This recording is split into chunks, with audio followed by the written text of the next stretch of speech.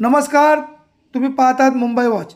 Mira road Nayanagar येथे राम बख्तर हल्ला झाल्यानंतर मीरा भाईंदरमध्ये जनजीवन पूर्वपदावर येत आहे। परंतु मीरा भाईंदर शहराची प्रतिमा खराब करण्याचा प्रयत्न काही समाजकंटकांकडून होत आहे। मीरा भाईंदरमध्ये शांतता प्रस्थापित करण्यासाठी स्थानिक पत्रकारांनी पुढाकार घेऊन महापालिका व पोलीस प्रशासन तसेच स्थानिक राजकीय पुढाऱ्यांची संयुक्त शांतता बैठक आयोजित केली। जेव्हा 1991-92 सालच्या दंगली जेव्हा देशभरात उसळल्या होत्या तेव्हा सुद्धा ह्या शहरामध्ये एक साधा दगड कुठे विरकावला गेला नव्हता। असं हे गुण्यागोविंदाने एकत्र राहणारं असं हे शहर आहे। तसं असताना 21 जानेवारीच्या रात्री जी एक मीरा रोडमध्ये जी एक गालबोट लागणारी घटना घडली आणि त्याच्यानंतर त्याचे पडसाद शहरातल्या इतर भागात सुद्धा काही प्रमाणात उमटू लागले। त्याच्यामुळे कुठेतरी शहरामध्ये शांतता राहावी, जे पूर्वीचं एक शहराचं एक नाव आहे की एक शांतताप्रिय शहर आहे, अशा कुठल्याही दंगे किंवा जातीय धार्मिक तेढला ह्या शहरात कुठेही नागरिक इकडचे थारा देत नाही। असं ह्या शहराचं नावलौकिक असताना अशा पद्धतीने जो प्रकार घडला तो निश्चितच दुर्दैवी होता आणि तेवढाच तो निंदनीय आणि निषेधार्ह पण होता। त्याच्यामुळे शहरातील एकूण जे वातावरण होतं ते पुन्हा पूर्वपदावर यावं आणि शहरात भविष्यात अशा प्रकारच्या कुठल्याही घटना घडू नये म्हणून आम्ही सर्व पत्रकारांनी शहरातल्या मिळून आज सर्व पक्षाचे प्रमुख जे असतील मीरा भाईंदर शहरातले, त्याच्यानंतर ह्या शहरातले स्थानिक आजी माजी आमदार, त्याच्यानंतर महानगरपालिका असेल, पोलीस प्रशासन असेल, ह्या सगळ्यांचे वरिष्ठ अधिकारी ह्या सगळ्यांना एकत्र आणून एक बैठकीचं आयोजन आज केलं होतं।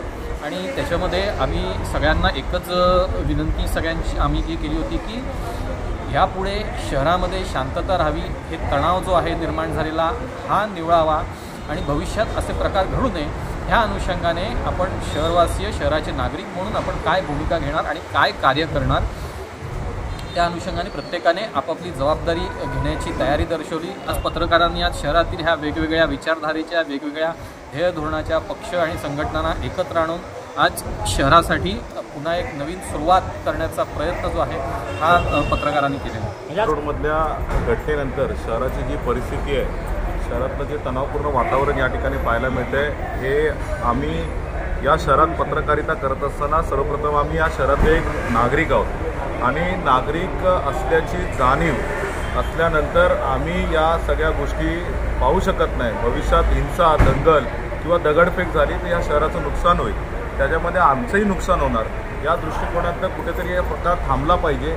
मागच्या 3 दिवसापासून जे मीरा रोड परिसरामध्ये शहरामध्ये जे वातावरण निर्मिती झालेली आहे त्याच्यामुळे कुठेतरी हे सगळं संपलं पाहिजे। शहर पुन्हा एकदा पूर्वपदावर येऊन जे नेहमीप्रमाणे धावतं तसं धावलं पाहिजे। या दृष्टीने सर्व पत्रकारांनी मिळून एका रंगमंचावर जे आहे ते सर्व नेत्यांना घेऊन आले, प्रशासनाला घेऊन आले आणि पत्रकारों का जो कार्यक्रम हुआ शहर समाज के लोगों के साथ, उसमें हमारे सीपी मधुकर पांडे जी ने एक बहुत अच्छी बात कही है। वो मैं आज के यूथ लोगों को उस पर विशेष ध्यान देने के लिए बोलता हूँ कि दंगे में जो पकड़े जाते हैं जो यूथ जो 19 साल के हैं, 20 साल के हैं, 22 साल के हैं, आज पूरा देश लेवल पर उनका डेटा बेस तैयार होता है और वो आगे चल करके उनको एजुकेशन में और नौकरी में और प्रदेश विदेश जाने में वो बहुत बड़ी बाधा हो जाती है। तो आज के यूथ को ये चीज़ ध्यान देना चाहिए कि किसी के उकसावे में न आते हुए अपनी जो नैतिक जिम्मेदारी है समाज के प्रति उसका निर्वहन करना चाहिए। मीरा भाईंदर शहर एक असं शहर आहे जे मुंबईच्या बाजूला आहे आणि मीरा भाईंदर शहरामध्ये सर्व जाती धर्माचे लोक आहेत आणि या ठिकाणी सर्व जाती धर्माचे लोक गुण्यागोविंदाने नांदत असताना कोणीतरी त्यामध्ये समाजकंटकाने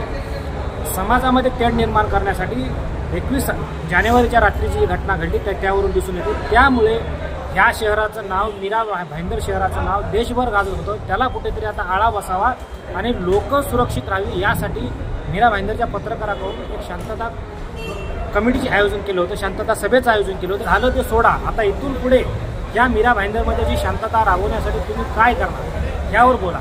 तर सर्वांनी एक मताने सांगितलं की ह्यापुढे मीरा भाईंदर शहरामध्ये चुकीचे मेसेज, चुकीचे संदेश सोशल मीडियाच्या माध्यमातून किंवा इतरत्र माध्यमातून टाकले जाणार नाहीत किंवा ते पसरवले जाणार नाहीत आणि त्याबाबतच पालिका प्रशासन, पोलीस प्रशासनाने सांगितलं की आम्ही जे चुकीचे संदेश आणि मेसेज पसरवत आहेत त्यांच्यावर गुन्हे दाखल करू आणि त्यांच्यावर कडक कारवाई करू।